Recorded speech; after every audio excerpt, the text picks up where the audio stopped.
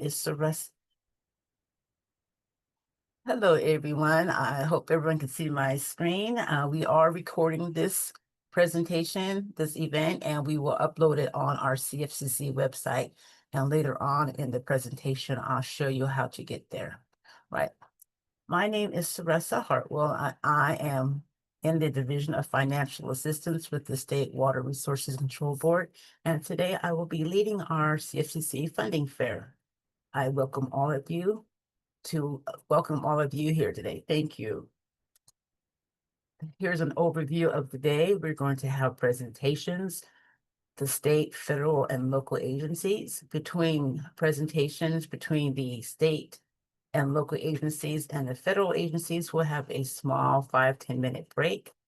And then we'll finish the presentations. And then at the end of the very last presentations, we will have an evaluation, and we would like to just know a little bit about how your experience was today. We appreciate that because that helps us to plan and present a great funding fair. After the evaluation, at the same time as the evaluations, we're going to open up the virtual booths, and that's where you can go and have the opportunity to discuss any questions that you had during the presentations with the agency representatives directly. Speaking of the virtual booth, down here at the bottom, there's these 4 boxes that say breakout rooms. If you don't see those 4 boxes, it might be under your more, the 3 dots that say more, and if you click that, you will see the breakout rooms, but that won't happen until the end when I open all the rooms. This is our agenda today. The agenda is also available at the CFCC website. Again, I will show you how to get to the agenda, but each presenter's name will be put in the chat before they present, and after the next presenter's information will be also in the chat, and their contact information. So as you see, we're going to start with the state funding resources. We're going to have a demonstration of how to navigate the California Grants Portal. Next, we'll have our state and local agencies present, have a break, and then we'll have the federal funding resources, where we'll have a demonstration how to navigate the federal grant portal. After that, we'll have the federal agencies present, and then we'll open up the virtual booths. Right now, since you know a little bit about me, I want to know a little bit about you. So I'm going to stop sharing my screen, and I'm going to open up a poll. And I appreciate if you guys could take this so we can get to know a little bit about who's here and why you're here.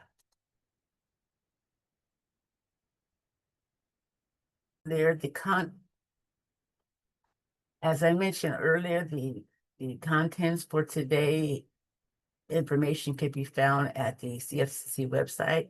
That is www.cfcc.ca.gov. And let me demonstrate how that will look.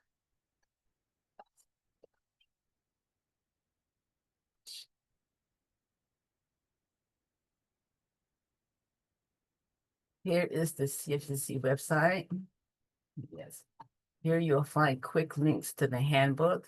Also, this is where we'll have the recordings of today's funding fair, and here is where you can find the slide presentations. But if you click on the funding fair, this is where you'll see today's agenda. You click there, you can see the agenda. And if you want to, you can view the handbook. This is the handbook for our spring funding fairs. Inside are all the presenters today. And if you click on their name, it goes to their page, and on their page, there's a table for each agency, and the table has all the funding programs, the funding purpose, the eligibility, the conditions, deadlines, and contact information. And for those who want to, there's a QR code. Understand these are all the open fundings that each agency has. So what's in this handbook is all the information, all the funding that's available right now. Down here at the bottom, this is where you'll see all the thumbnails of all the presentations. If you click on any of them, you can look at the presentations and download it. if you'd like. And also, you can come over here to the additional funding programs where there's information about how you can get all different type of information on various funding opportunities. So let me stop sharing this screen. Share this. So with that said, again, the contents for today's event is at www.cfcc.ca.gov. And right now we will start with our very first presenter.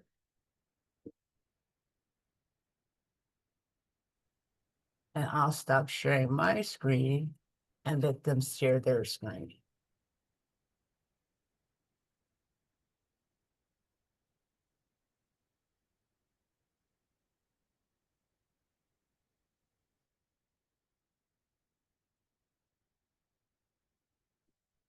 Good morning, everyone. My name is Shivani Bosvarela. I am the lead over California Grants Portal, and I'm here to show you how to navigate the Grants Portal in a high level. So if you have further questions after this presentation, feel free to reach out to us and we can help and assist navigate how to get grant funding in the state. So California Grants Portal is grants.ca.gov. On the homepage, you'll see several ways to try to filter your search.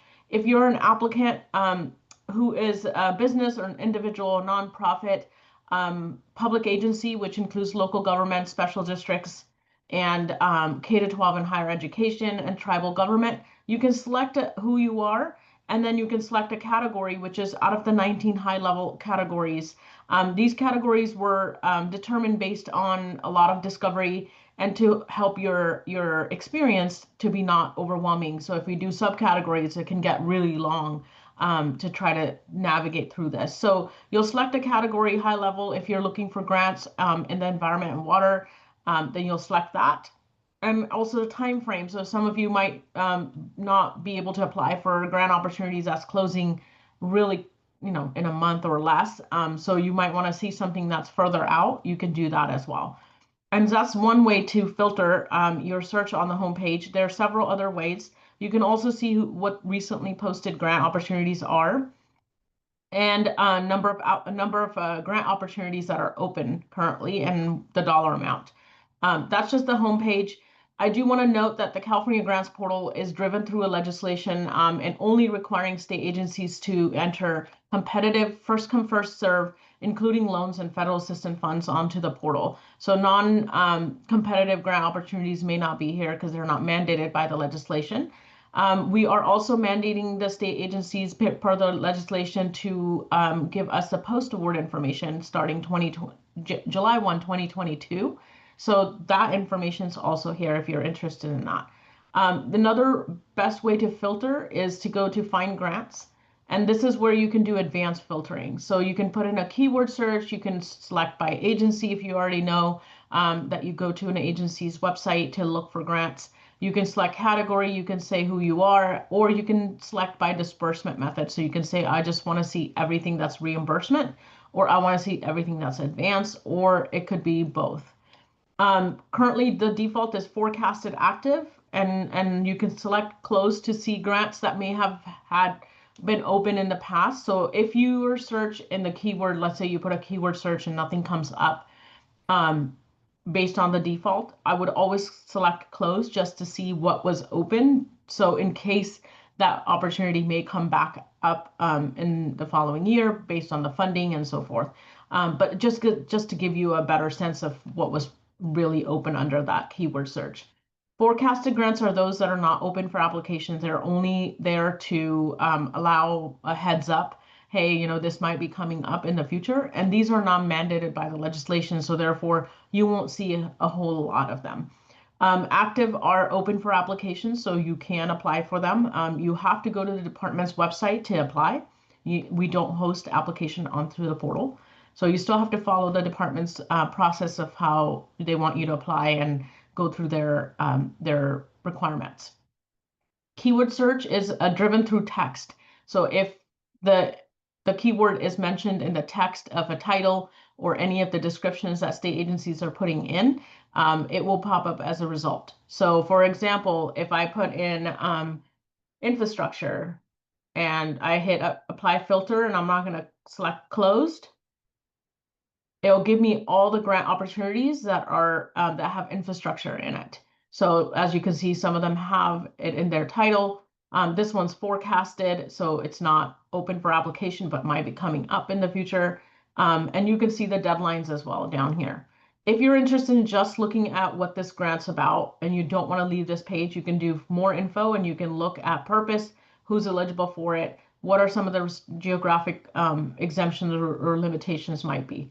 And this helps you kind of determine whether or not you want to look into it further. And then if you do, you can just select the title and then go to the detail page and look at more of the details and go apply for it if your organization is eligible. One of the features that I want to share here is save current refinements. So let's say I am an organization that always looks for grants under infrastructure. I am not going to search for anything else. I have selected and I'm a nonprofit. And I just want to see advance and reimbursement grant opportunities every time. You can save current refinement right under the Find Grants title. What it does is it drops a cookie in your browser and that will automatically search for this information when you come to this page in the future. One thing to note, if you do clear your cache or cookies, it will go away. So you will have to re-add it when that happens. But it's a great feature to use if you're coming here frequent enough and you don't want to have to keep clicking and adding your search filters every time. Okay. Couple other things here is you can subscribe to our notifications if you're not someone who wants to come to the portal every day to figure out what's open or what's new. You can do a daily or a weekly digest of everything that opens up. So it's everything that's new. It is so if you want to see everything that's new or you want to see it by category. Okay, so if you selected environment and water, you will receive email with all environment and water tagged grant opportunities that open that are newly open. If you selected newest grants and environment and water, you will get a duplicate email. So just remember, it's a or, right? So if you want to see everything or you want to see some selective categories. So this will give you a digest so you don't have to come to the portal every day to check what's new. And if you need to contact us or you have questions, you can go to our contact page. You can fill out the little form, tell us your experience, or you can ask a question, or you can email us directly on the mailbox here, and I'll put that in the chat as well. This is the high level of how to navigate the grants portal. If you have further questions, feel free to reach out to us and happy to help you navigate through or assist with, explaining how our filters work. With that, I will hand it back for the next presenter. Thank you, Shivani. Our next presenter is Dave. Hi all, good morning.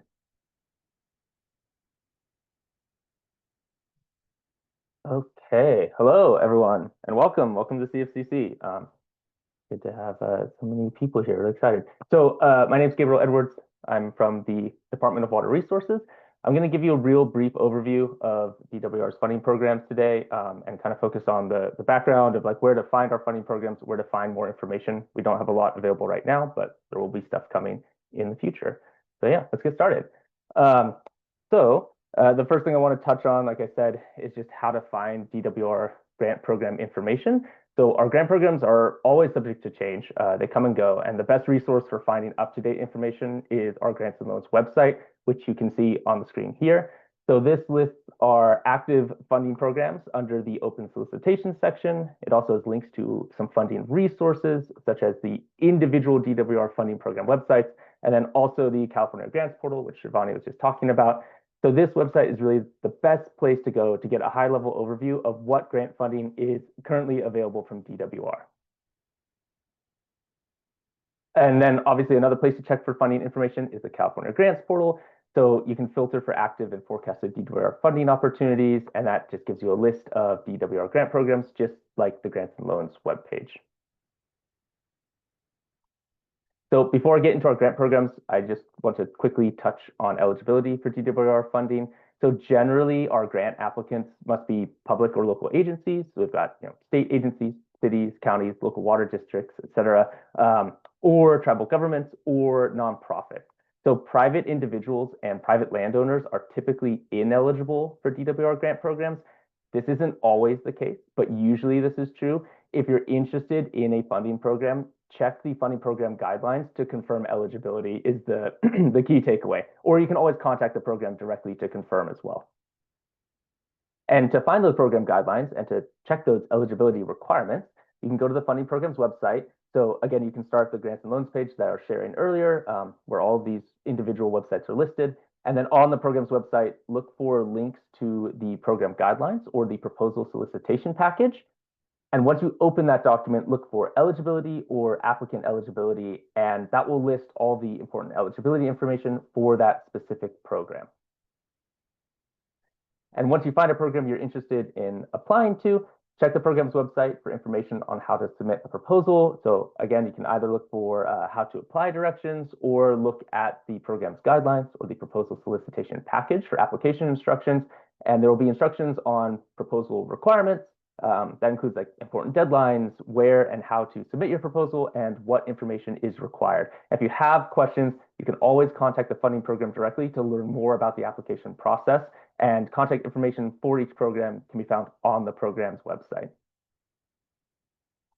So right now for DWR, like I said, we're a little limited on funding. Right now, the Riverine Stewardship Program is DWR's only active funding program.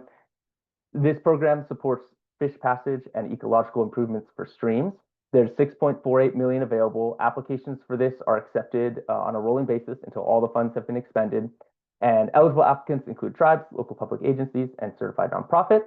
And this program is limited to counties within the Association of Bay Area Governments, the Delta Export Service Area, and areas outside the Delta, but that receive water from the State Water Project or the Central Valley Project by means of diversions from the Delta. Projects for this program must support habitat restoration and green infrastructure designs and solutions that improve water quality and supply, and the projects have to be consistent with Water Code Section 79205.6.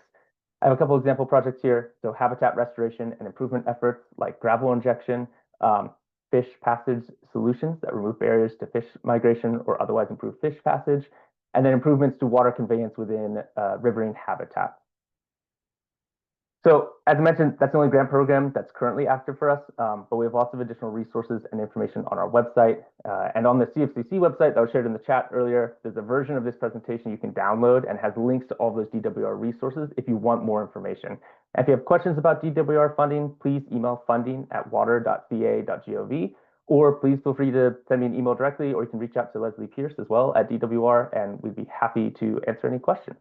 So yeah, that's the end of my presentation. I look forward to speaking with you in our breakout room at the end of the funding fair. Thank you. Thank you, Gabe. We appreciate that. Our next speakers are from the Infrastructure and Economic Development Bank, known as iBank.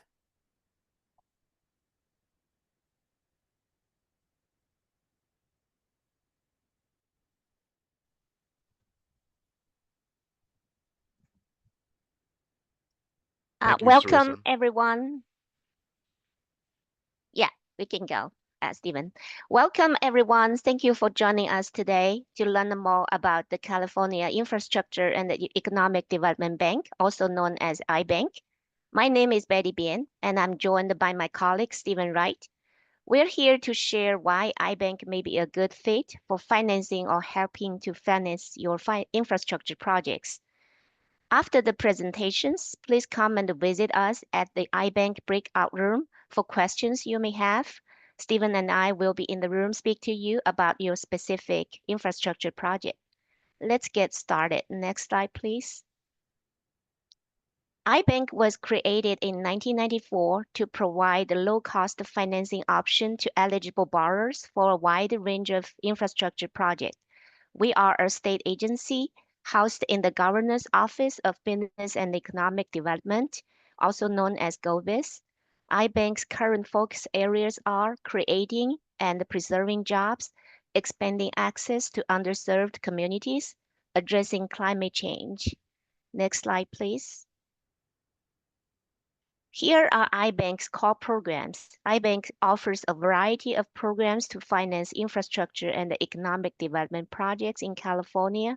These programs include Infrastructure State Revolving Fund, ISRF, Climate Financing, Small Business Finance Center, Venture Capital Access Program, Bond Financing Program.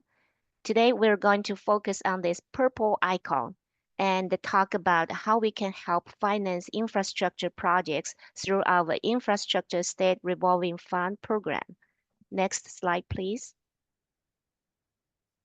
The ISF loan can include any cost associated with the project, including designing, acquiring, planning, constructing, improving, restoring the project. The key point, all our projects must be in the state of California.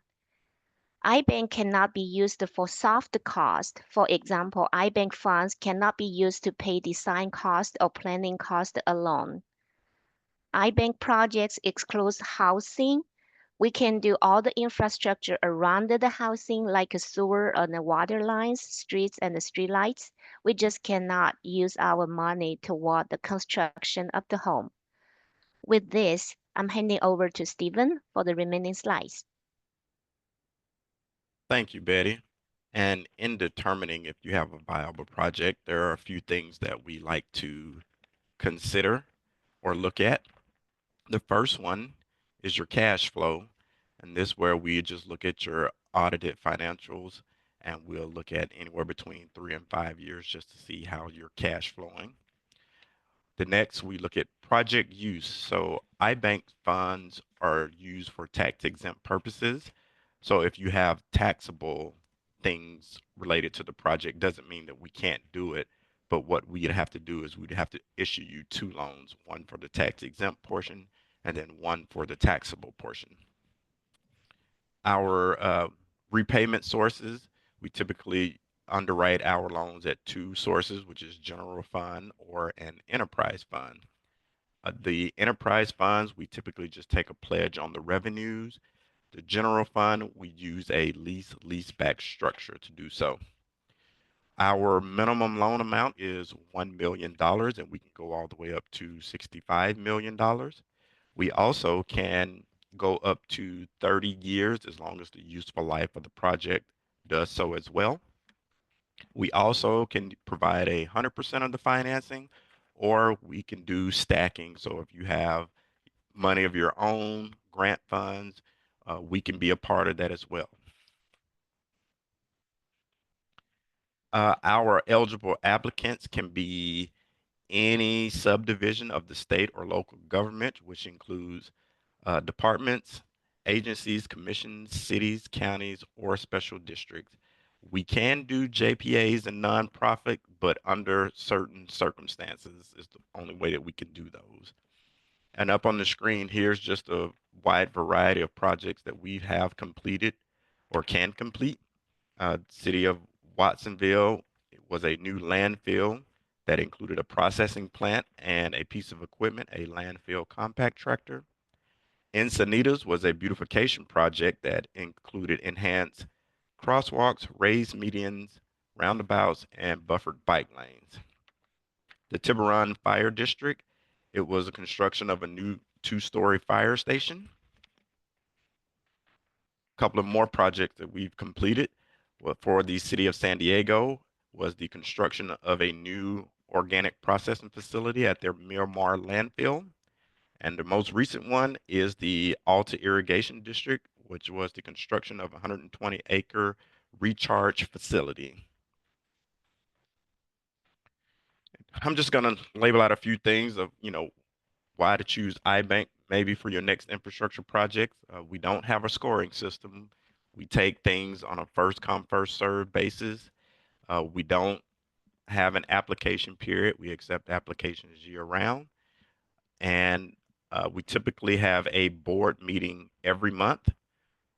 And we kind of provide technical assistance for you all throughout the process. So if you have any questions or concerns, please feel free to give us a call and we'll get that question answered for you the best we can. And this concludes our presentation.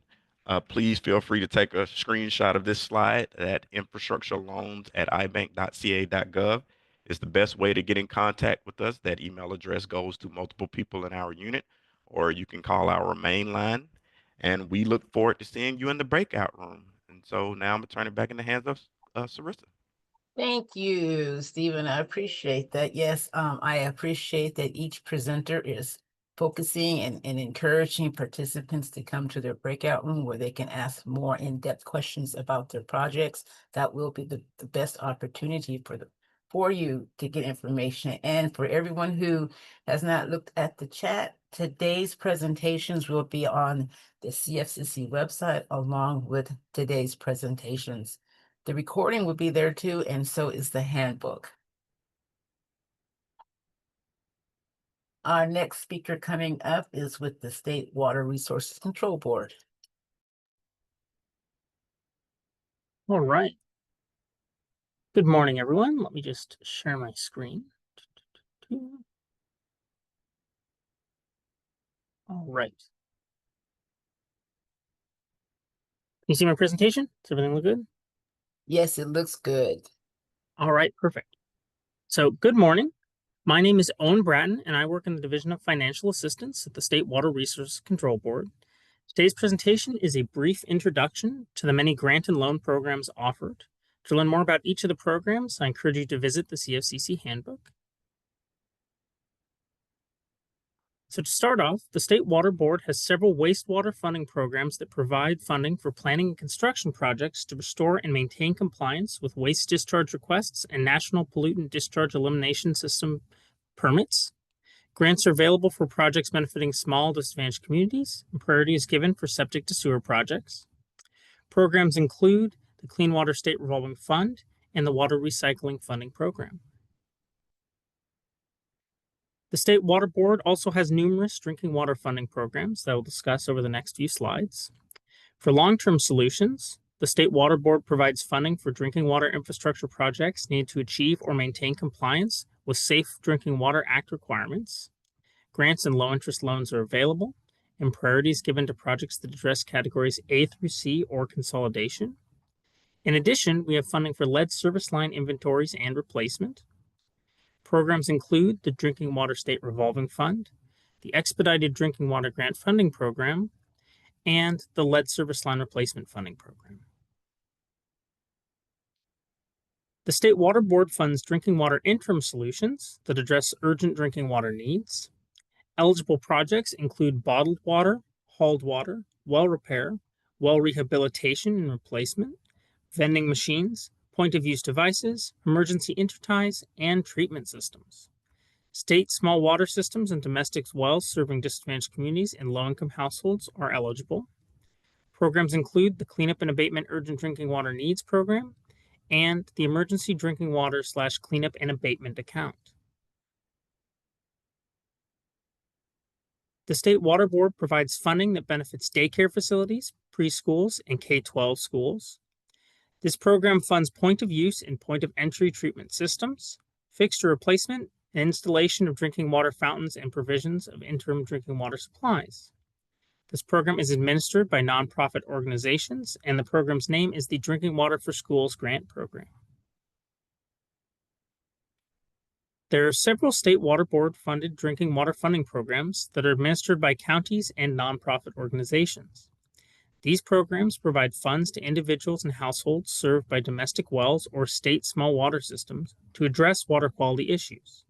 These programs are the Domestic Water Wells and State Smalls Program and the Drinking Water Assistance for Households Program.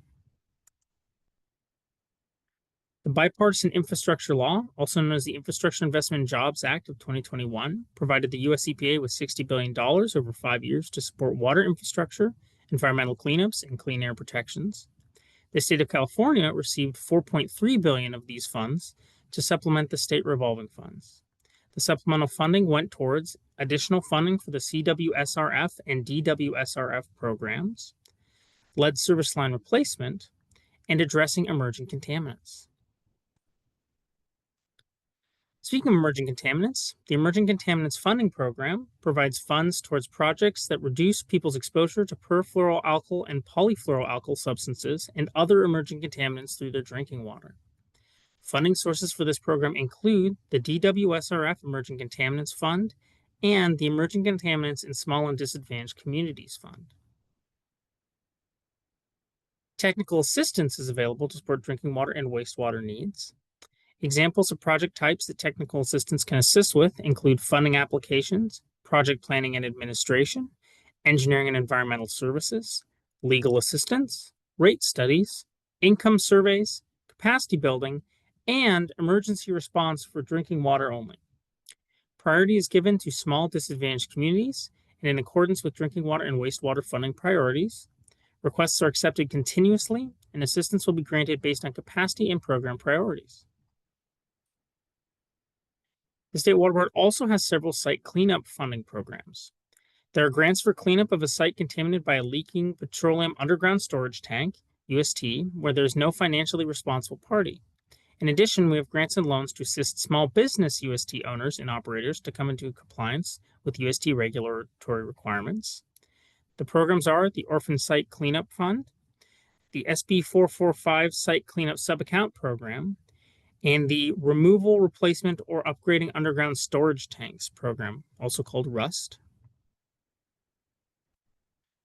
The Non-Point Source program, or MPS program, is a program which funds projects to reduce and mitigate the effects of non-point source pollutants such as sediments, pesticides, and nutrients to waters of the state within priority watersheds. Interested parties should contact their local regional water board for assistance. All right. At this time, I'd like to point out some available resources. All the programs covered in today's presentation are included in the CFCC handbook. The Division of Financial Assistance webpage contains guidance documents, contact information, and frequently asked questions. To stay informed, please sign up for one or more of the State Water Board's email subscription lists. Please look for the Division of Financial Assistance specifically. Many of the funding programs offered at the State Water Board, including the Drinking Water SRF and Clean Water SRF, use the Financial Assistance Application Submittal tool, FAST. FAST is a web-based interface that is accessible 24 hours a day. The FAST Help Desk is available Monday through Friday from 8 to 5 p.m. Feel free to call or email your questions. If you have any questions for us today about funding the programs outlined, please join us at the virtual breakout session. Yes, or just one tab because we're doing all the tabs. If you have any questions about the funding programs outlined, please join us at the virtual breakout session today, or you can reach out to the DFA General Inquiries line at 916-327-9978 after the funding fair. On behalf of the State Water Board's Division of Financial Assistance, thank you for your time and attention. Thank you, Owen, for that information. We truly appreciate it. Our next speaker is from the Strategic Growth Council, and they'll be presenting their information. Hi, everyone. Thank you for joining us today. I'm with the California Strategic Growth Council, which is a 10-member council comprised of 7 state cabinet agencies and 3 publicly appointed members. And SGC coordinates work across state government and with public agencies, communities, and partners to achieve sustainability, equity, economic prosperity, and quality of life for all Californians. We have invested over $4 billion in California's most underserved communities. And we do this through a number of social and physical infrastructure programs and policy initiatives. And those initiatives and programs prioritize capacity building and technical assistance to support communities in building climate and community resiliency. So today I'll be talking about some of our signature programs. It's a bit of acronym soup here, but I will be focusing on the Affordable Housing and Sustainable Communities Program, Factory-Built Housing, and Sustainable Agricultural Lands Conservation Programs. I'll also touch on some of our other upcoming funding opportunities through Proposition 4 that passed on the ballot last November. So let's start with Affordable Housing or Sustainable Communities. You may have heard this program be referenced as AHSC or ASIC.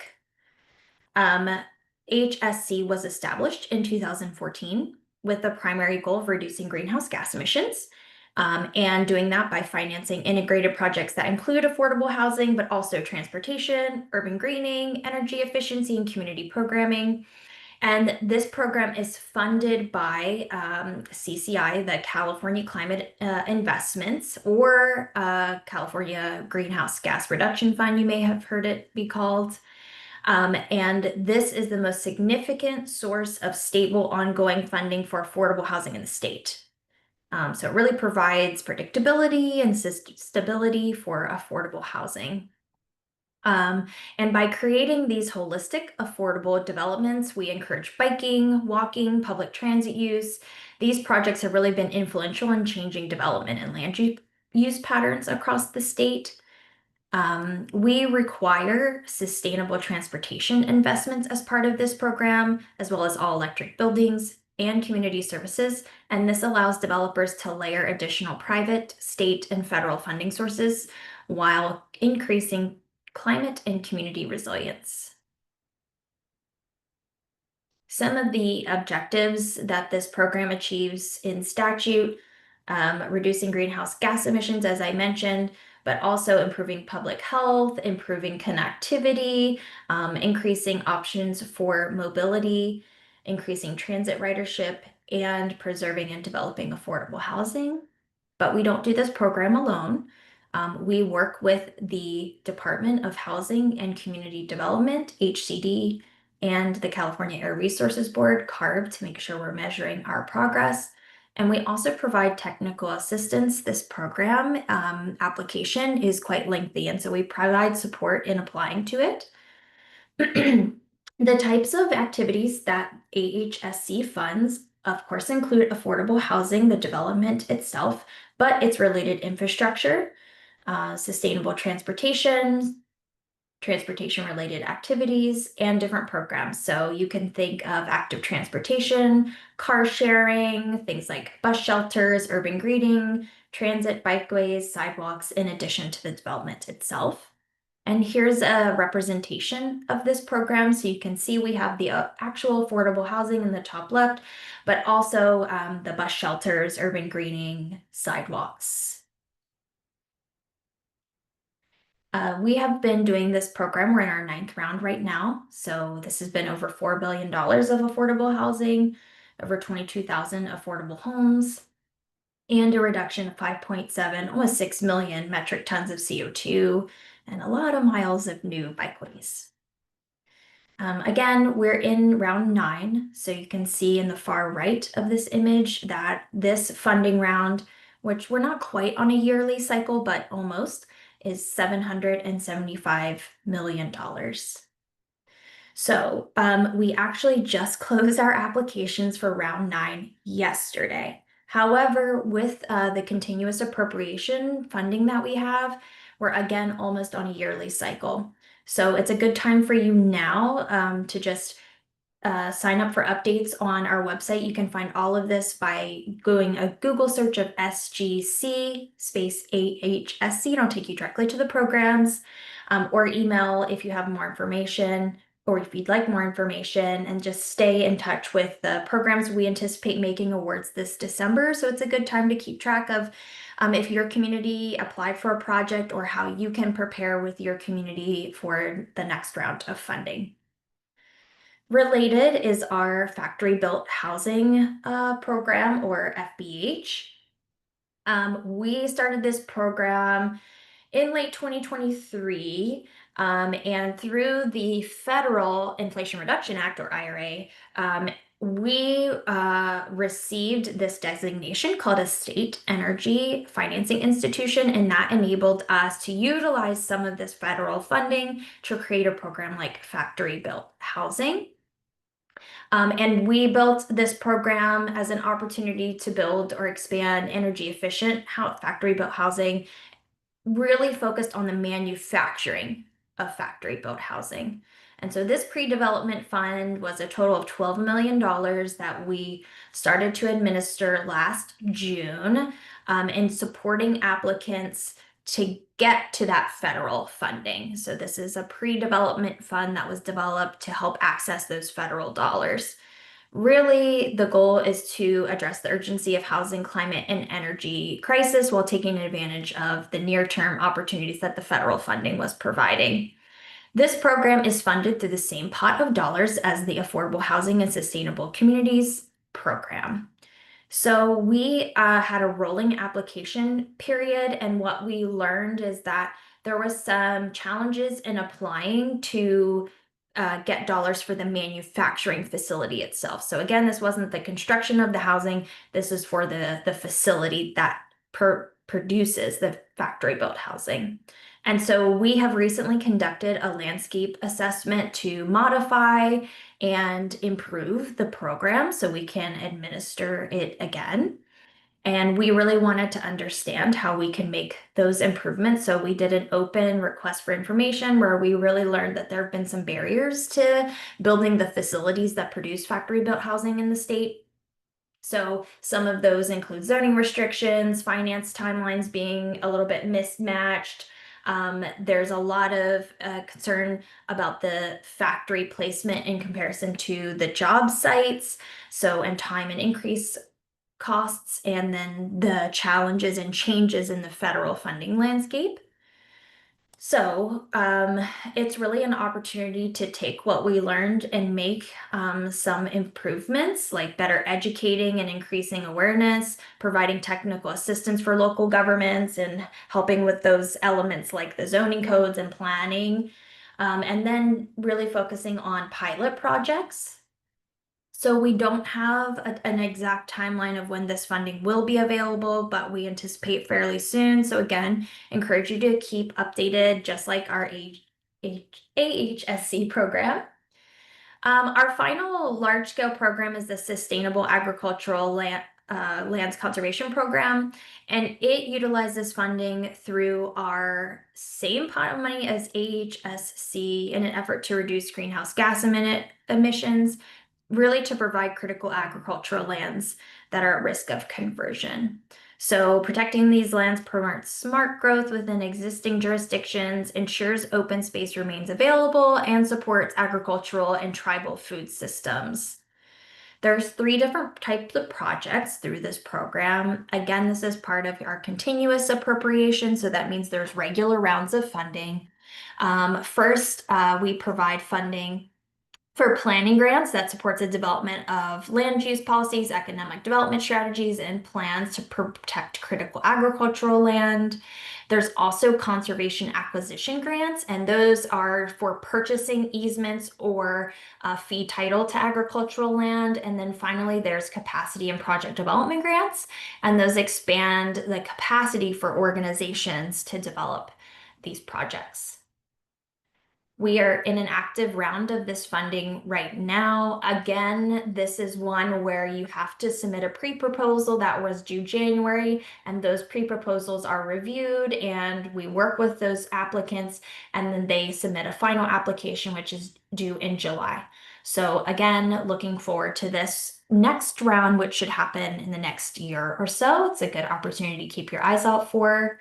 Finally, we can talk about this in the breakout sessions, but we will be bringing back some of our key programs that had funding reduced due to the state budget deficit, and will now have funding through Proposition 4. So those are transformative climate communities programs, focuses a lot on sustainable transportation, and community resilience centers, which focuses a lot on facilities that provide protections from things like extreme heat or weather.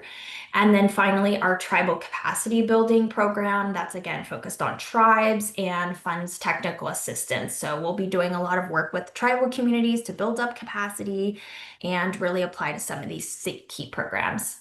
If you have questions about that, I'd be looking forward to speaking with you in our breakout session.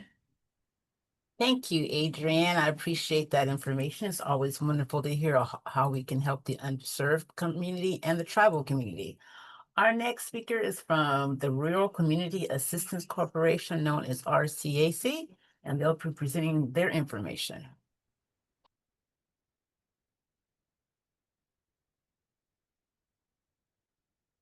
Hello, can you see my screen? It's coming up. It's here Okay. now, but Excellent. it's not in presentation mode. How about now? Now it is. Excellent. Well, welcome everybody. Thank you for joining us today. My name is Jerry Furlong. I'm a loan officer for RCAC and will provide information on our technical assistance and environmental infrastructure loan programs. Rural Community Assistant Corporation is a 501c3 nonprofit organization. We operate in 13 states and the Pacific Islands as well. We serve indigenous and rural communities through training, technical and financial assistance, and advocacy. RCAC has helped rural communities access millions of dollars in grants and loans and train thousands of individuals through customized on-site technical assistance and workshops. We understand that infrastructure development can be an extensive project and present many challenges that rural communities may not have the capacity to take on. Our technical assistance can help maneuver around many of the programs you have heard about today. I'll highlight a few of these areas where our TA, technical assistance, may be available to help your community. We have consultants that can help you to apply on the FAST site and USDA RD apply sites. RCAC provides rate studies for water, wastewater utility to promote sustainability, rate stability, and fairness to rate payers. Financial assistance assesses real operating costs and presents alternative rate structures for board consideration and adoption. Policy development. We help develop financial, managerial, and operational processes, emergency response plans, vulnerable assessments, and O&M manuals and operation plans. Regional collaboration among rural communities is an innovative way to help small water and wastewater systems maintain compliance, improve aging infrastructure, and become financially sustainable over time. Our local presence allows us to develop partnerships with communities to identify needs, set goals, help communities select the best options to meet those goals. We also provide on-site training where we work with operations and administrations to ensure delivery of safe drinking water. We conduct median household income surveys, which determine eligibility for state and federal DAC status. In addition to our technical assistance, RCAC provides loans for environmental projects. The next part of the presentation will address financing your project. Water, wastewater, and solid waste projects are eligible projects. They need to be in rural communities with a population of less than 50,000 people. The system must primarily serve a low-income community. Nonprofit organizations, government entities, federal and state recognized tribal entities are all eligible borrowers. Now I'll present a couple common types of loans that we see. This one here is a public utility district that operates an older wastewater treatment plant that is nearing its design capacity. The California State Water Resource Control Board committed a total of $10,666,000 in grant funding for improvements to expand and update the treatment project, the treatment plant. In large construction projects, the general contractor typically has 30-day payment terms, but it could take the funder 60 to 90 days to review and reimburse the request and process the claim. In these cases, RCAC can provide a bridge loan or a revolving line of credit to pay the general contractor in 30 days while the utility district awaits grant reimbursement from the state. There are other common grantors: Department of Water Resources, California Energy Commission, American Rescue Plan Act. These are just a few. And we have utilized this loan structure to bridge other projects, such as solar installation, park and community facility construction. A second example, a municipal water district needed to expand their existing storage capacity. The cost of the tank installation and connection was about $402,000. RCAC provided a 6-month interest-only period for the district to complete the connection, followed by a 9.5-year repayment, like fully amortized loan. As another example, I recently funded a loan to a district for the purchase of a parcel of land. This district anticipated an increase in their community's population, transitioning from a seasonal to a year-round residence, and needed to add a well to their system.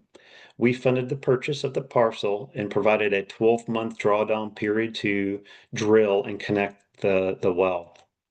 This loan is being amortized over 20 years and is secured by real estate. I would like to hear from you. I'd like to refer you to the CFCC handbook provided in your materials for loan terms. And of course, we can talk about loan terms more specifically in the breakout session.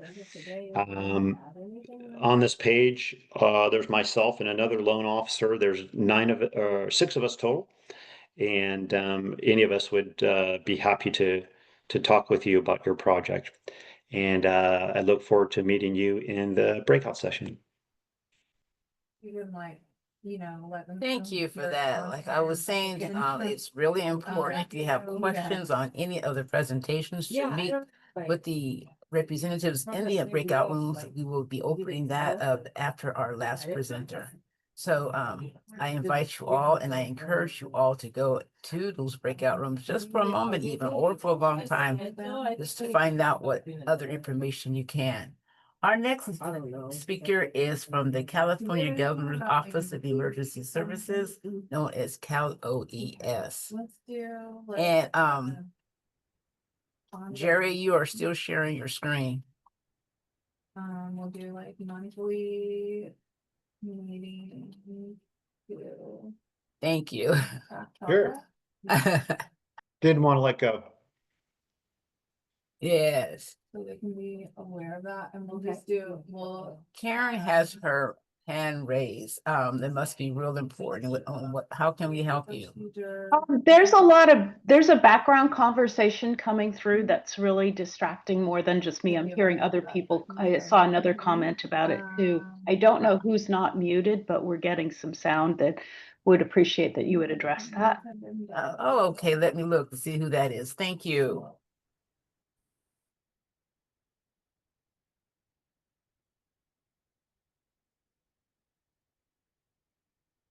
Anyone on? This is Mateo Rodriguez. Can I have a screen check? I'm on a different system than last week. Does the presentation look good? You can see the first slide. Yeah, and then Yes, we can. Okay. Well, good morning, everyone.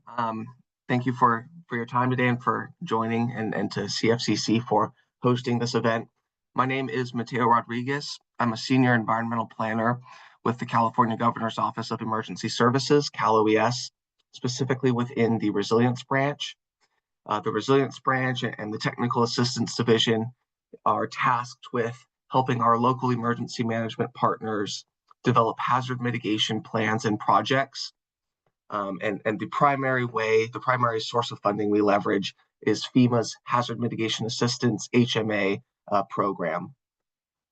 What is hazard mitigation? It's any sustained action taken to reduce or eliminate long-term risks to people and property from natural hazard events and their effects. Hazard mitigation actions can be generally distinguished from those that are more closely associated with immediate preparedness, response and recovery. Hazard mitigation is that one emergency management action specifically dedicated to breaking the cycle of damage, reconstruction, and repeated damage. The CalOES is the state designated agency that is the applicant for FEMA's HMA programs. There are a number of programs within the HMA umbrella within which we operate. Up at the top, Hazard Mitigation Grant Program, HMGP. This program becomes available whenever any county within the state receives a presidentially declared major disaster declaration. HMGP can implement plans and projects to reduce risk and combat effects of any natural hazard. We'll look at a few project examples on another slide.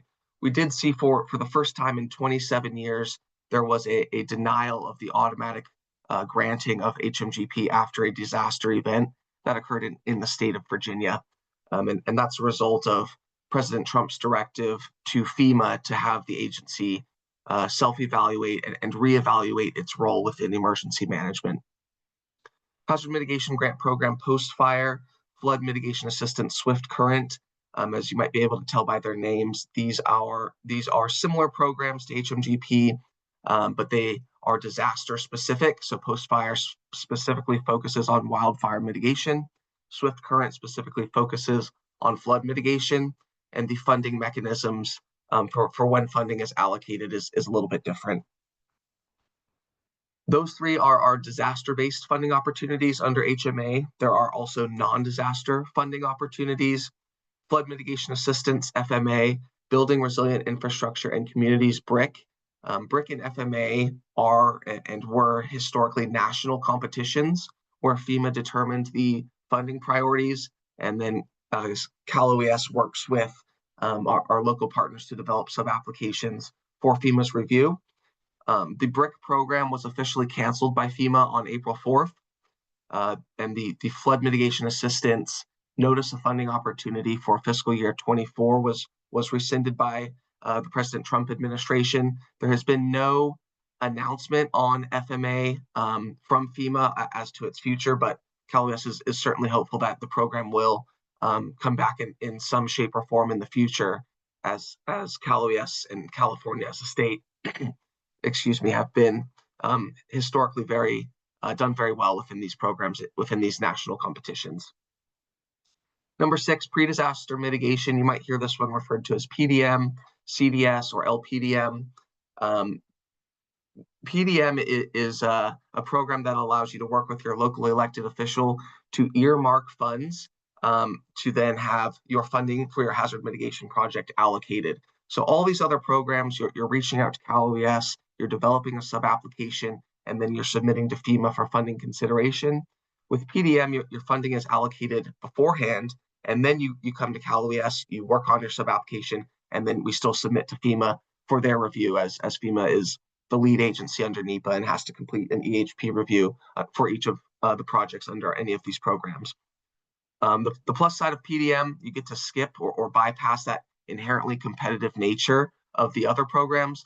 The downside, you're not always allocated the funding you request, and so we do have to work with our local partners to rescope their projects, if possible, to try to come up with a project that works for the funding that was allocated. Down at the bottom, Public Assistance PA Section 406.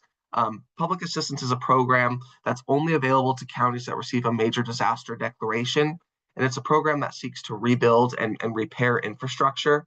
So none of those other 1 through 6 programs allow for general rebuilding, no capital improvement, just level of protection increases for existing infrastructure and existing systems against natural hazard risk.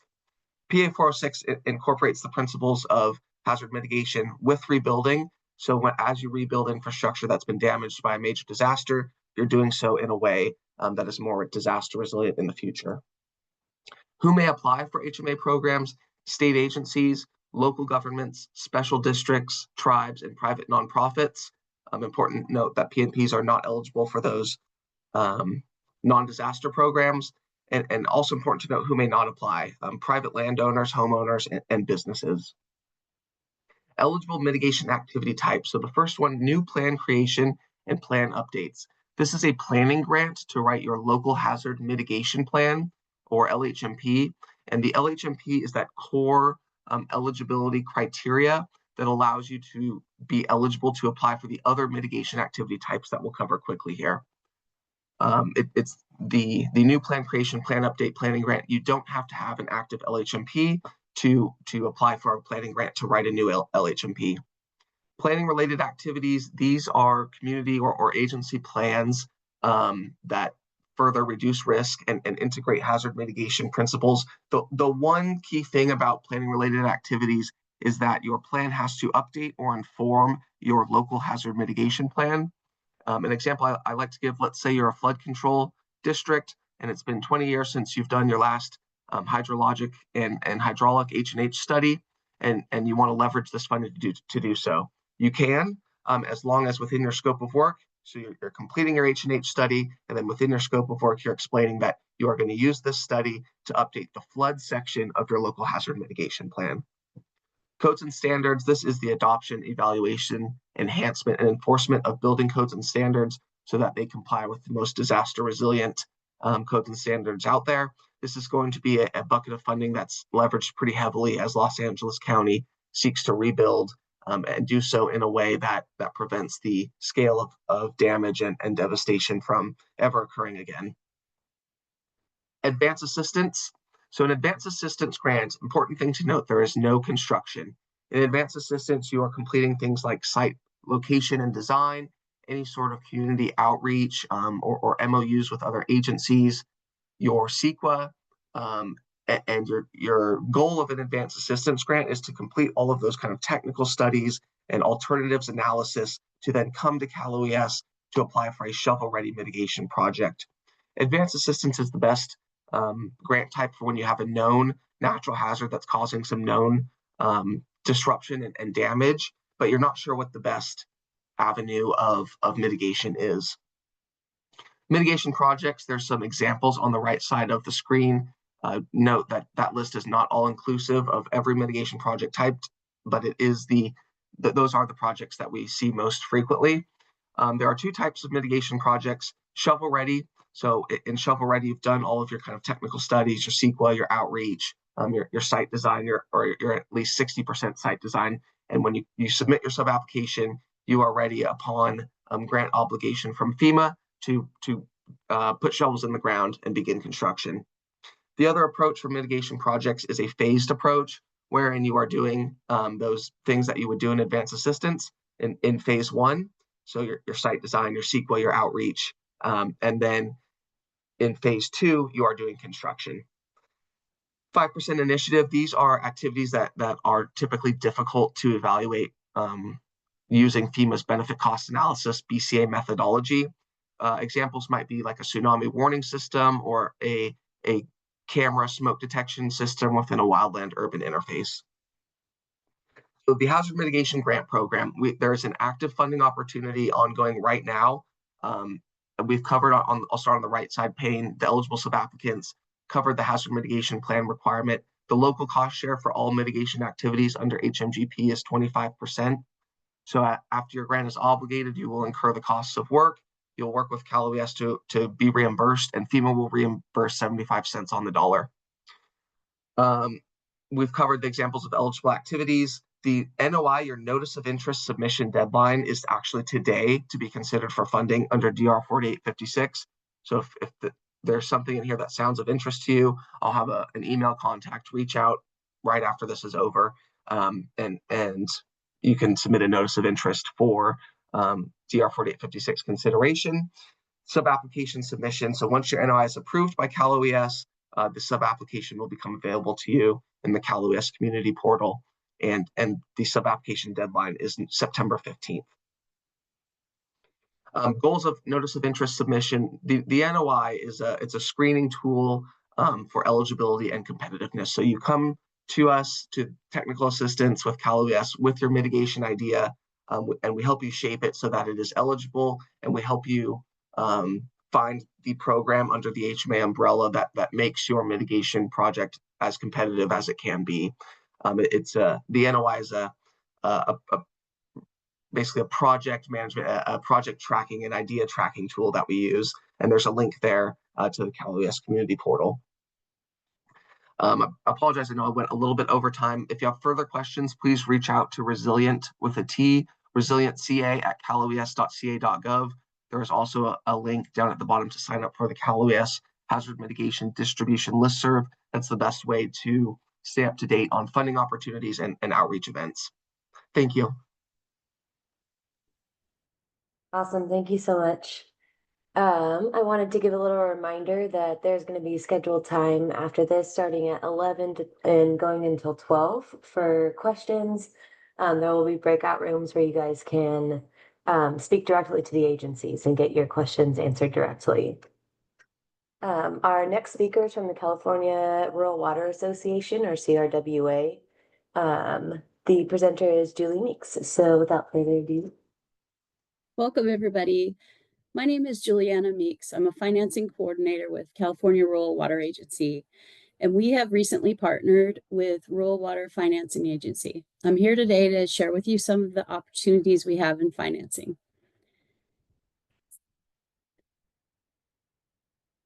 I apologize, my slides are not working. Let's see what I can do here.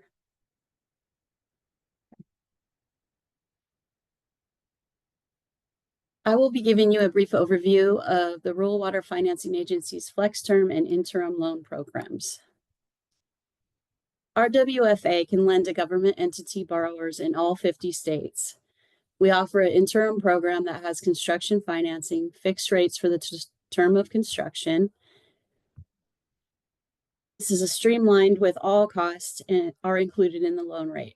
Our flex term program has no DSRF requirements, fixed rates for 1 to 30 years, and funding happens in as little as 60 to 120 days. Rural Water Financing Agency has provided roughly $1.115 billion in flex term financing. In interim financing since 1995, and $635 million in flex term financing since 2001. RWFA has also partnered with 19 rural water agencies to date. Rural Water Financing Agency is made up of Bond Counsel, Raymond James Financial, Rubin and Hayes Attorney at Law, and Regions Bank.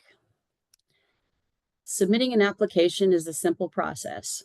For interim financing, you would include your USDA letter of conditions, contact info for your finance department, and your latest audit. For flex term financing, you would include the finance department contact info, operating information, and your last 3 audits. With our flex term program, eligible borrowers include public agencies, regardless of their population, and eligible projects include any government type project, utilities, cities, counties, and schools, special districts, just to name a few. Also, our projects are not subject to Davis-Bacon, Buy American, Build American Act, and American Iron and Steel, which helps keep your costs down. Current rate for flex term are 4.02 for 15 years and 4.74 for 30 years with a 1 to 30 year maturity rate. The application process is streamlined and efficient, and something I would be happy to help you with. The following slides are a few examples of successful flex term loans that we can go over in the breakout room. RWFA has a competitive rate, standardized and consistent loan process, appealing terms, and meets all regulations. For the interim loan program, we have a current loan rate of 4.70 versus the current prime interest rate of 7.50. Their interim loan process is also streamlined and efficient. Again, the following pages are a few successful examples of interim loans that we have completed. Please join me in the breakout room if you have any further questions or would like contact info to receive help with the loan process. Thank you. Thanks so much, Joanna. All right, we are going to go ahead and take a quick 5-minute break. We can come back around, let's say 10:21. I'll also put that time in the chat. And then when we come back from the break, we'll be joined by David White from the U.S. Bureau of Reclamation to give a presentation about some federal grant portals. And then we'll be joined by our partners. So I will go ahead and put the break time in the chat, and I will see you guys in 5 minutes.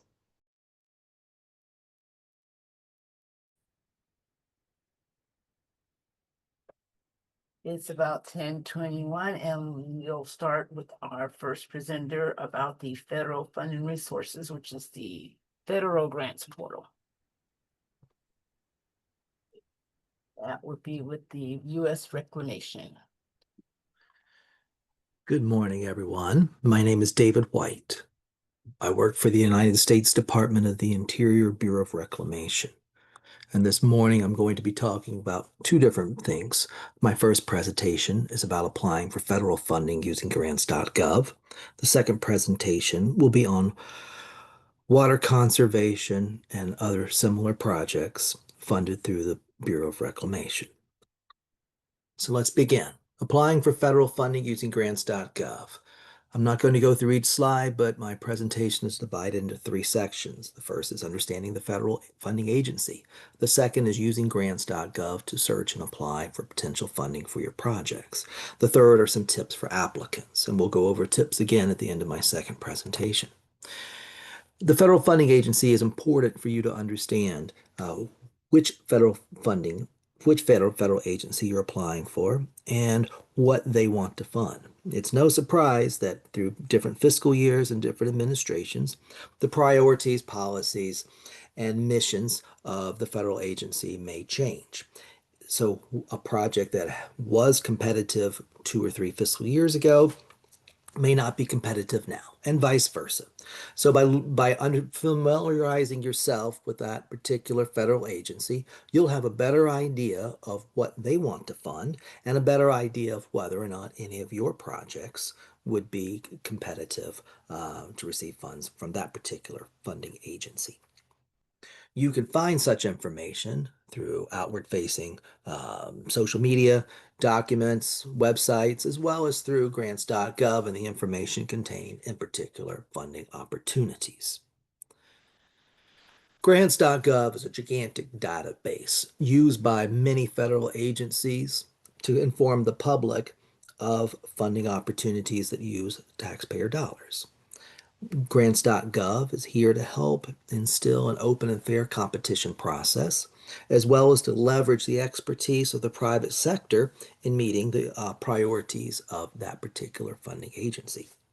Not every funding agency uses grants.gov, and not every agency always uses grants.gov. But in general, many agencies use grants.gov, and they use it for the vast majority of their funding opportunities. Sometimes the funding opportunities back in the days were called FOAs, Funding Opportunity Announcements. Now they're called NOFOs, Notice of Funding Opportunities. Pretty much they're still the same. And when you get onto grants.gov, you'll see that there are 4 different categories for them. Forecasted are things coming down the pike. Posted are ones that are open. Closed are opportunities that have recently closed and archived, or opportunities that closed a substantial period of time ago, but you can still go into them and view them not only as historical documents, but also to give you an idea of what an agency may be looking for when it goes out for when it solicits proposals. Again, grants.gov is a gigantic database. There are a lot of built-in tips, tricks, as well as tools to use that you can use to help you find funding opportunities. There are even ways where you can sign up and for specific funding opportunities, and you will get notified via email about those particular funding opportunities. Searching is relatively straightforward. You just search for a grant, and there's many different ways of searching, not only as about the opportunity status that we talked about previously, but you can also do it by the instrument type, the eligibility, the agency. But can you do it by per state? No, you cannot. That is not an option. It has not been, and I don't at this time foresee it becoming an option. So unfortunately, you cannot search for all opportunities available in the state of California or Connecticut or wherever.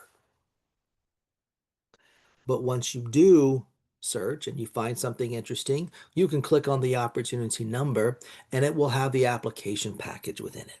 And that application package which you can download or work in the cloud, will contain a lot of relevant information to help you understand not only the eligibility of an applicant, the eligibility of a project, but also the roles and responsibilities over the life term of the grant, the roles and responsibilities not only of the federal government, but also you as the recipient.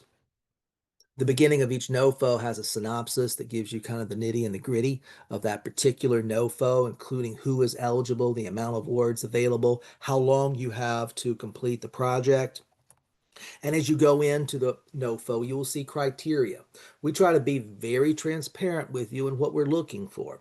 We ask questions. We ask you to use formulas. If we ask you a yes or no question, it's advisable that you begin your answer with a yes or no, and then you can clarify.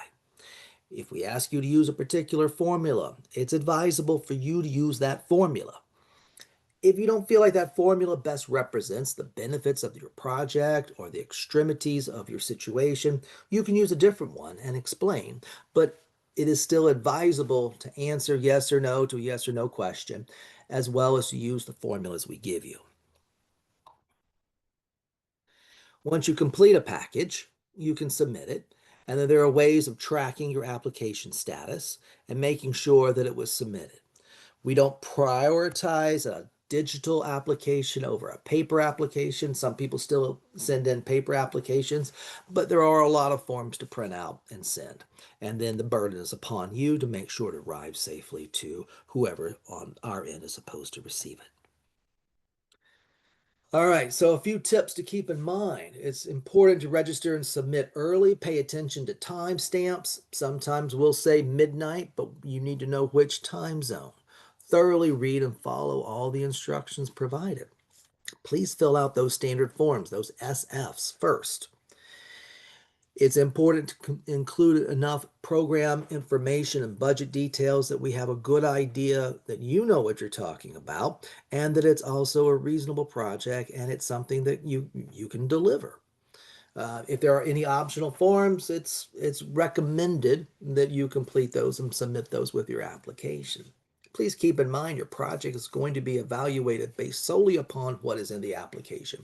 We are not allowed to do any outside research. If we have a question about your application, we can ask you that question, but it's going to be a very limited question. It's important for you to tell a compelling story about your project to ensure the application review committee understands why this project is important not only to you, but to the beneficiaries of the project. But keep in mind that we will take on face value whatever you say. So if we ask you a yes or no question, you answer it no, but later you provide enough information to support a yes, most likely we'll go with that no that you told us beforehand. So when in doubt, hedge your bets and let us say no. Because if you say no for us, then we're not going to really challenge that. So those are a few of the tips, and we'll talk a little bit more as I go to my next presentation. So just hold on one moment, and here we are. Hopefully you can still see this. All right. Well, good morning. My name is David White. I work for the United States Department of the Interior, Bureau of Reclamation. Whoops. And hopefully you can still see this. This morning, I'm going to talk a little bit about water conservation funding opportunities. Yes. David, your next presentation's not up. Uh-oh. All right, let's try that again. I was too tricky. Okay. And here we go. All right. That should be better. All right. So It's funding. Is it on? Yeah, it's on now. Thanks. Okay. You're welcome. Thank you for letting me know. All right. Funding opportunities for water conservation through the Bureau of Reclamation. Reclamation operates in the 17 West-wide states. We operate in 5 different regions, even though there's 6 different colors. But anyway, that makes the map fun. 17 states. We fund a lot of things. For those not familiar with reclamation, we manage federally owned water assets in 17 West-wide states. Our water conservation team changes as time goes on. Right now, these are the folks that you can contact if you have any questions here in the California Great Basin region and the Lower Colorado Basin region. Reclamation has a number of different projects and programs that it utilizes to try to fund water conservation projects, as well as other projects that may not focus on water conservation but are still important to water reliability and operational flexibility. I'm not going to go into each project. It is available online. There are links in the handbook. There are also links, I believe, in the copy of the presentation that I'm giving now that you should have. Here in the CGB region, we use local funds to fund at least 2 different programs. The Bay Delta Cal Fed Water Use Efficiency, which is both for urban and agricultural projects, as well as the Agricultural Water Use Efficiency Program, where we partner with our friends at USDA to support on-farm water conservation projects. Reclamation also has a Native American Affairs Technical Assistance Program that Kevin works with. He's available if you have any questions about that. Through more of our national office, we have the Water Smart program that has many different sub-programs within it. Hopefully, if you have a water conservation project or a water operations project, you will find a funding program that matches your project. Each program has a point of contact. If you have any questions, you can ask the point of contact and they'll do their best to answer your question. Now, we don't want to give anybody an unfair advantage. So sometimes you'll ask a question and we say, I'm sorry, I can't answer that one, because we want to make sure we treat everyone the same way. We can't design a project with you, but we can give you an idea of different kinds of projects that have been funded in the past and answer some general questions. It's important to think about who you are, because each NOFO lists a specific category of entities that are eligible to apply and how much money you have available. Most of our funding opportunities require non-federal investment of at least 50%, or roughly 50%. You can get those funds, doesn't matter to us so long as they're non-federal. You can get it from the bank. You can get it from the iBank. You can get it from cash. Doesn't matter to us so long as it's colored non-federal. And it's important to realize this is a competitive process. Not everybody gets funded. If your application is not successful, you can always ask us afterwards to talk about what you may have done, could have done to make your project more competitive. We've talked a little bit about the water use efficiency grants through CalFed, the agricultural water use efficiency grants, and a few more advice and insights for you. It's advisable for you to copy the criteria, copy and paste it, and then put your answer in there. It helps us understand what you're answering. It also helps you not get confused, because sometimes there are a lot of criteria. As we talked about before, the application review committee does not know your project and is not allowed to conduct any additional research. Now, if you have a large program, you're allowed to divide it up into phases and have each phase independently funded. That's pretty cool for those folks who are working on something gigantic. And that's about it for me. If you have any questions, I'll be in the breakout room. If it gets boring, might start break dancing, so you can come over and we can decide who can pop it and lock it. But I will be there, and if you have any questions, you can contact me even offline. You're welcome to email me, and if I can't answer your question, I'll find somebody who can. All right, so thanks again, everybody. Have a great day. Thanks so much, David. Up next, we've got presenter Marcos Ramos from the U.S. Department of Agriculture, Rural Development, USDA-RD, the Water and Environmental Programs. Hello, my name is Jennifer Strow. I'll actually be presenting for this round today.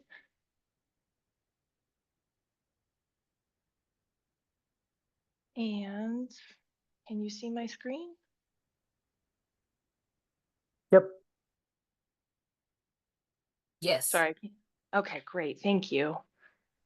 So yes, I'll be presenting for the USDA Rural Development Water and Wastewater Environmental Programs.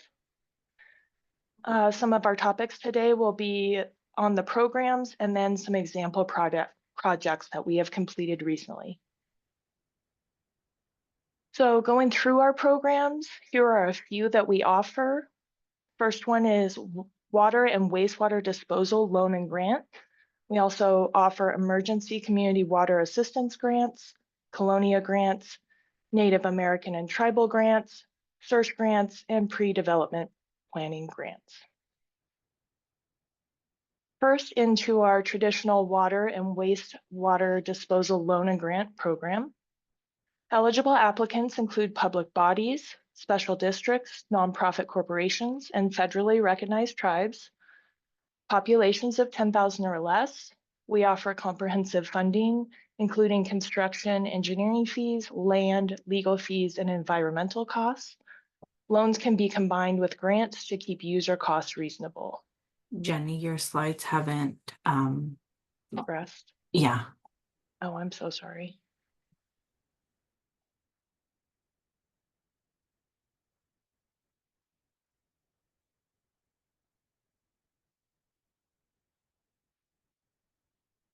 My apologies.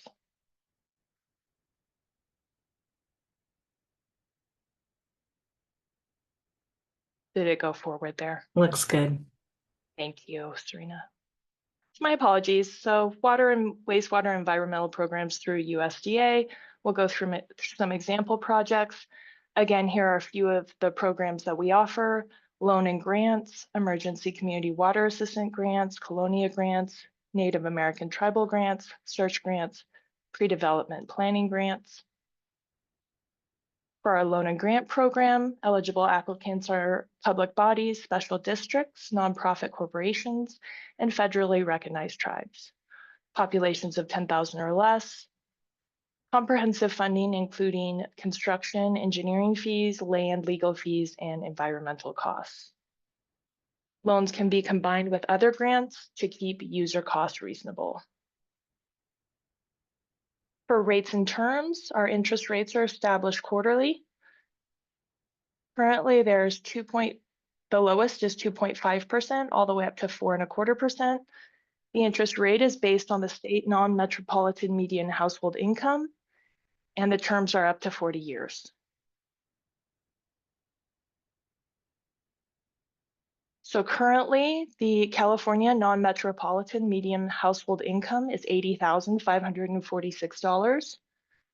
And so above 100% of that, the market rate would be applicable. 80 to 100% of that median household income, the interest rate would be 3.375, and then below 80% would be 2.50%. For the poverty rate, it also has to be correcting a serious health or safety violation. Grant eligibility, we have up to 45% grant funding available. The service area of the project has to have an MHI between the 64,436 and 80,546. We can go up to 75% grant, and the service area has to have the median household income below $64,436, and that project would need to alleviate a health or sanitary concern. Secondly, we're to talk about our ECWAG program, Emergency Community Water Assistance Grant. This assists rural communities that have experienced a significant decline in the quality or quantity of water directly caused by an emergency incident. Emergency incidents can include drought, earthquake, flood, and landslide. Grants may cover up to 100% of the project costs, up to $1 million. Funds can be used to develop new sources and for water treatment.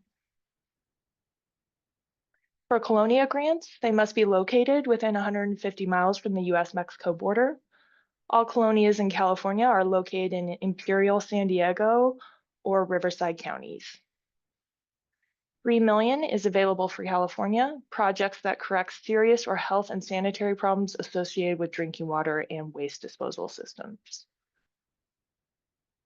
For the Native American Tribal 306C grants, This is for projects that correct serious health or sanitary violations or problems associated with drinking water and waste disposal systems. The per capita income, which is slightly different than the median household income, must be below 26,347. The unemployment rate must also be no less than 4.75%. 4 million maximum per project in fiscal year 24, and approximately 22 million nationally available for the fiscal year 2024. Next is our search grant. Eligible areas are rural areas with a population of 2,500 or less. They have a median household income below 64,436, which is 80% of the state MHI. And this is a $30,000 maximum grant to pay for pre-development planning costs to support applications for WEP funding. These can be such cost items such as a preliminary engineering report, a rate study, and various other things to support the pre-development of the application. We also offer the pre-development planning grant. We call it PPG. Eligible areas there are rural populations with 10,000 or less, and that have a median household income below 80% of that state MHI. This is for up to 60,000 max grant to pay for pre-development planning costs to support applications for USDA WEP funding. It does require a 25% match that comes from the applicant or a third-party source. In-kind contributions are not allowed. For the application process, you would want to build community support, have an initial meeting with USDA, develop the environmental and the engineering aspect of the project, complete the application, then USDA submits a letter of conditions to follow for the project. We obligate funding, and then we disperse after the loan grants closing or at the start of the construction.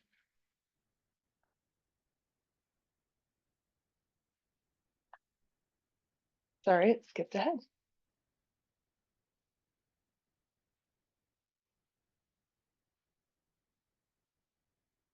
The online application intake system for WEP, we call it RD Apply. It's very convenient, it's secure, it's a faster application process, reduces paper consumption. It allows you to attach all the documents needed for the USDA application, and it allows you to submit electronically. Here is an example project we currently have, the Octio Mutual Water Company. It was a new water well and rehabilitation to storage facility. Total project cost was $837,000. USDA was able to do a Colonia grant for $558,609 and also a direct grant for $278,000 to help complete the project. We also have the Rio Alto wastewater treatment plant and constructed wetlands. The total project cost was $7,329,329. USDA was able to fund through a loan and grant $5,441,000 of that, and then they also partnered with the other partners on the screen there to complete this project. We also have the City of Woodlake, combined USDA investments of almost $30 million. Our community facilities program, which Serena will talk about next, was able to contribute, it looks like $6,177,000 plus another grant for $154,000. And then the water loans were $17,479,000, and then the water grants were $5,821,000. For more information, please see Jennifer, myself, and Marco's information on the screen, and we will be in the breakout rooms later if you have any questions. Thank you so much. Thanks so much, Jennifer. Next up, we have Serena Ramos presenting from the United States Department of Agriculture, Rural Development, Community Facilities Program. Hello, good morning. Let me share this. Oops, I forgot I need to hit the share button first.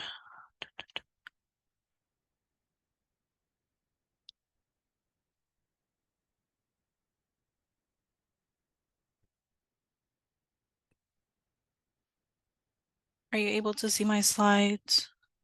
Yes, we can. Awesome. And it's not my note slide, right, Sarissa? Correct. We're seeing your presentation slides. Okay, awesome. Thank you so much. Good morning, everybody, and thank you for joining us today. My name is Serena Ramos, and I am a community programs specialist with the USDA Rural Development, and I am located in our Visalia office, and I will be presenting for community facilities today.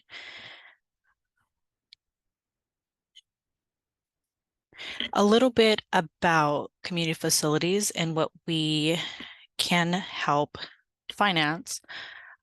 Just a little bullet point list here for you all. We can help with hospitals, health clinics, schools, daycares, firehouses, first response vehicles, equipment, community centers, and much more. A little bit about our programs. We do offer direct loans, loan guarantees, grants to develop or improve essential public services and facilities in communities of less than or no more than 20,000 for direct loans and grants, and less than 50,000 for guarantee loans. Eligible applicants are public bodies, nonprofits, and Native American tribes. And also, sorry, I got ahead of myself. A little bit about our loan overview. Our interest rates currently for the next couple of months is 4.25%. It is fixed at the time of loan approval, and usually it's a 35-year term, or depending on the useful life of the project. Adequate security is, of course, what we look at. Collateral, repayment ability, feasibility, and being able to obtain commercial credit. An example of a loan is Newcastle Fire Protection District, and the total project was $4.75 million. The USDA Community Facilities loan was $3.78 million, and the applicant put in $978,000. It was funded in 2021 and completed in 2022. A little bit about our grants are, of course, eligible applicants, kind of just reiterating, are public bodies, special districts, nonprofit corporations, and federally recognized tribes. For a population of 20,000 or less, applications are accepted all year round, and typically the grant maximum is 50,000. Because of that 50,000 being such a small amount, in some cases, it's usually for the finance of equipment for healthcare, police, fire, public buildings, transportation, and sometimes, in some cases, infrastructure. These are just some of the projects that Community Facilities has funded in the past or recently.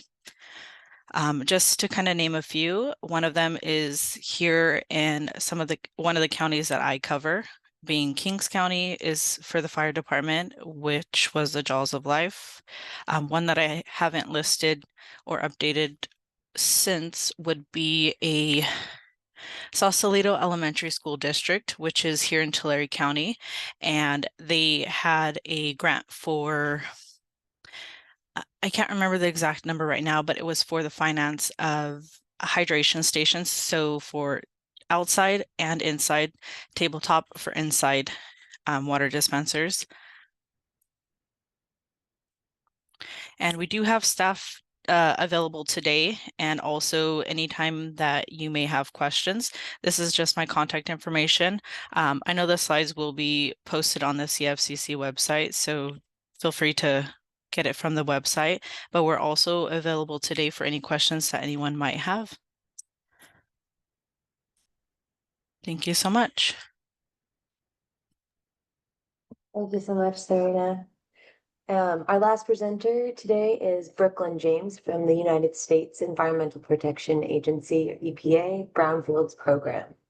I did want to also give a reminder that our virtual booths will be taking place from 11 a.m. to 12 p.m. today, where you guys can join breakout rooms and ask direct questions to the agency representatives. There will also be a brief survey provided at the end of these presentations for you guys to fill out and express your experience on today's fair. So without further ado. Hi, can you see my screen? Yes. Okay, cool. Thanks everybody for sticking it out to the end. I'm going to talk to you guys a little bit about the Brownfields program here at US EPA Region 9.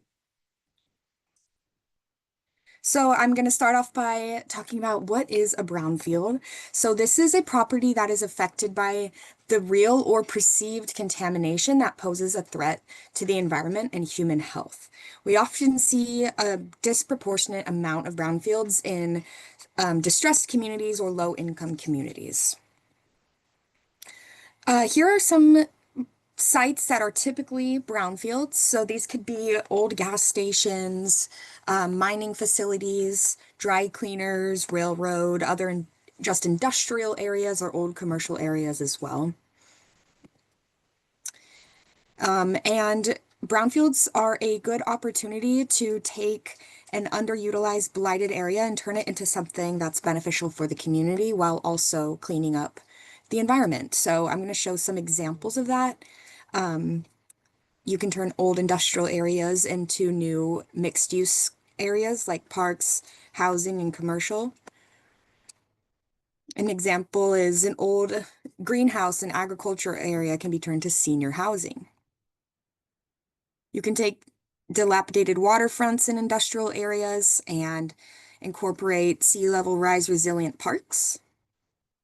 And even take shuttered gas stations and turn them into welcome centers with EV chargers. The thing I really want to point out here is that brownfields are opportunities to clean up and reuse underutilized land in your communities. And at the same time, you can mitigate extreme weather by conserving more open space or creating resilient infrastructure. It's an opportunity to provide more housing, public parks, and open space for your community members.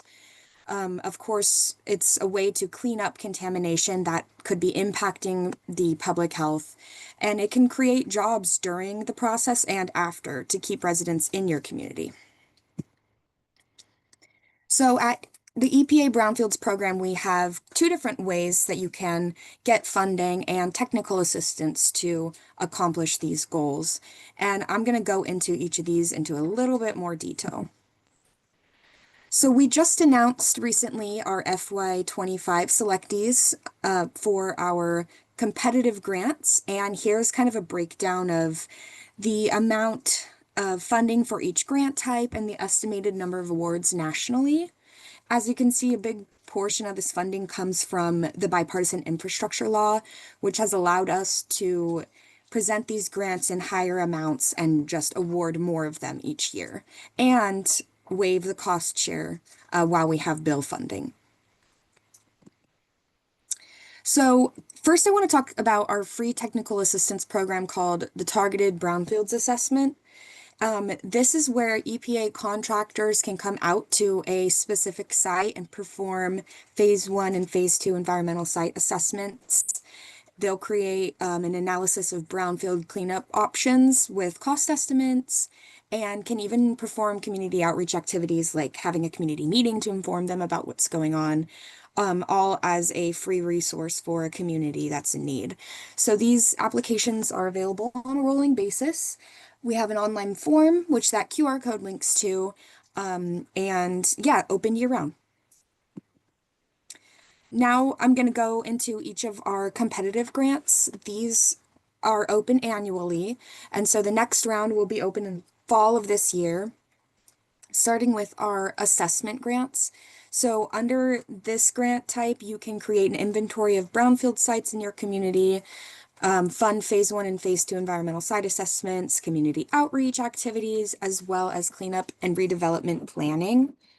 There's 3 different types of assessment grants. The community-wide, which is offered up to $500,000, is more for communities that have a whole area that they would like, a target area that they would like to do assessments on. The coalition assessment grant is aimed at communities that might not have the capacity to apply for or manage a grant on their own. There would be one lead entity and 2 to 4 partners that would identify a target area to address brownfields in and work together to manage and implement the grant. And we have our assessment grants for states and tribes, which is essentially the same as the community-wide, just offers it at higher funding amounts. And like I mentioned, these will be offered again this fall.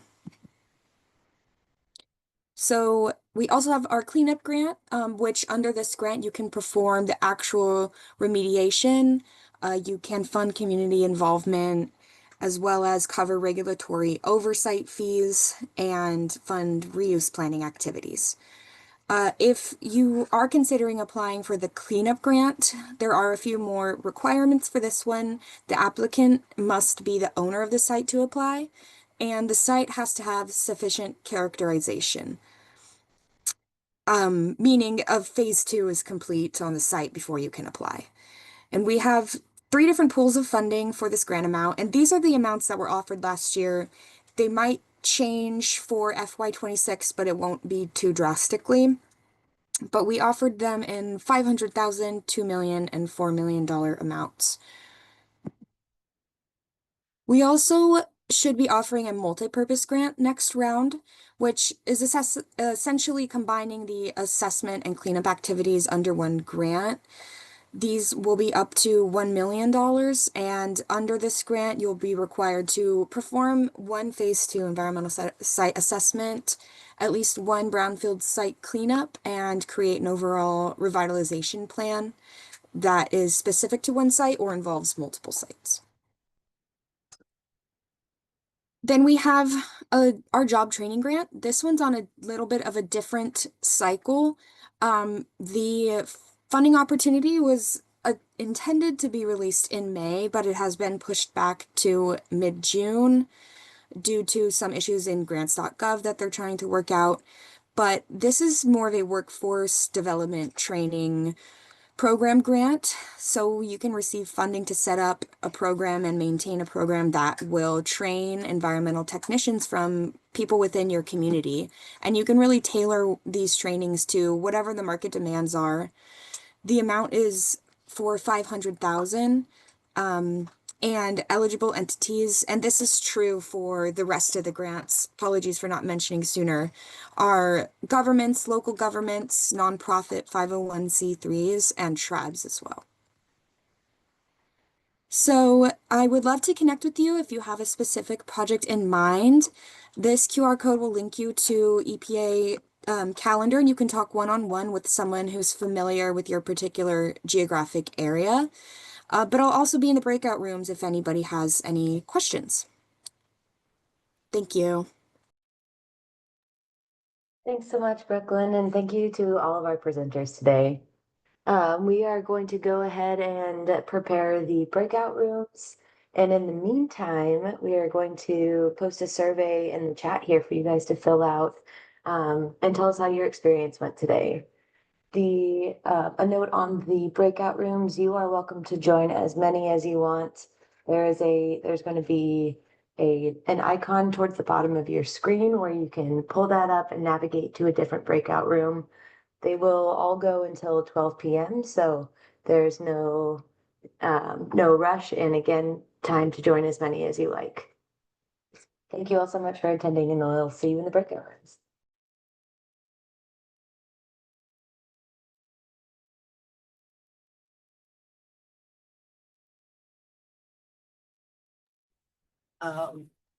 The breakout rooms are open, but would appreciate if you took the evaluation first so that all the presenters can go into their individual breakout rooms and get set up for you to come inside. If you do not see the 4 buttons at the bottom of your screen, you might want to hit more, the 3 dots over there on more, and then the breakout rooms would be there.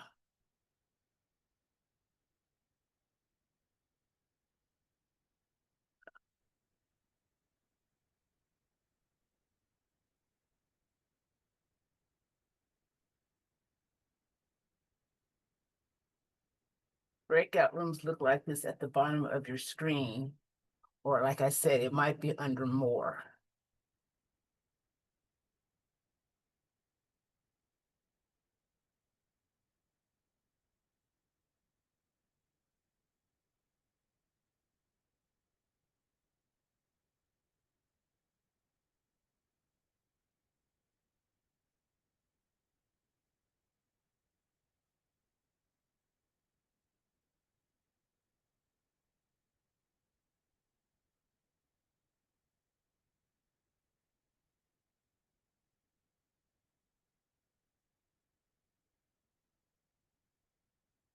I'll be here in the main waiting room, meeting room. So if you have any problems or concerns about the virtual booths, please let me know.